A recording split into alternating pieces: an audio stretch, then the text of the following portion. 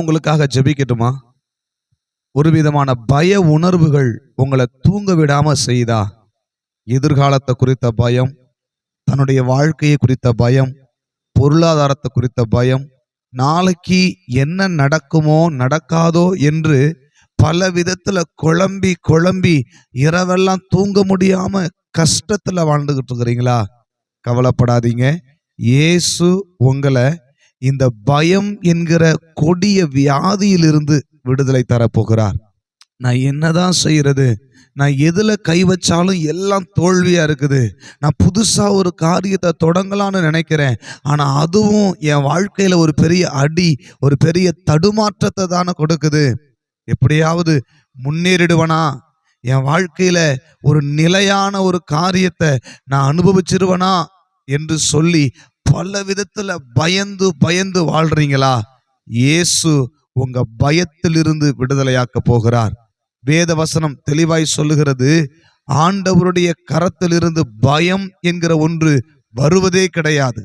அவர் பயமுள்ள ஆவியை கொடாமல் தெளிந்த புத்தியும் அன்பும் பலமும் உள்ள ஆவியை கொடுக்கிறார். என்னை கேட்டுக்கொண்டு இருக்கிற என் அன்பு சகோதரனே, சகோதரியே, உன்னுடைய பயம் என்கிற உணர்விலிருந்து இன்றைக்கு நீ விடுதலையாக வேண்டும். அந்த இயேசு உன்னை விடுதலையாக்க போகிறார். எப்படிப்பட்ட சூழ்நிலைகளாக இருந்தாலும் சரி, உன் வாழ்க்கையில் இருக்கிற பயத்தை இன்றைக்கு தூர விரட்ட போகிறார். ஜெபிக்கலாமா?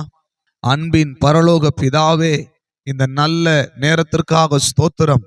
பயம் வாழ்க்கையில எதை எடுத்தாலும் எதை செய்தாலும் ஒரு விதமான அசௌகரியங்களை அனுபவிக்கிற அன்பு குடும்பத்திற்கு இன்றைக்கு ஒரு விடுதலையை கொடுக்கும்படியாய் ஜெபிக்கிறேன்.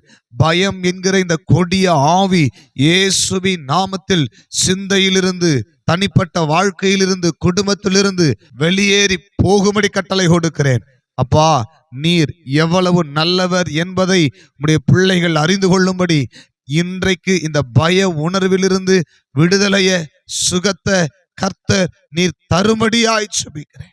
ஆவியானவரே, நீங்க பலப்படுத்துங்க. உங்க கிருபை கூட இருக்கட்டும். நீங்க அப்படி செய்கிறதற்காக நன்றி.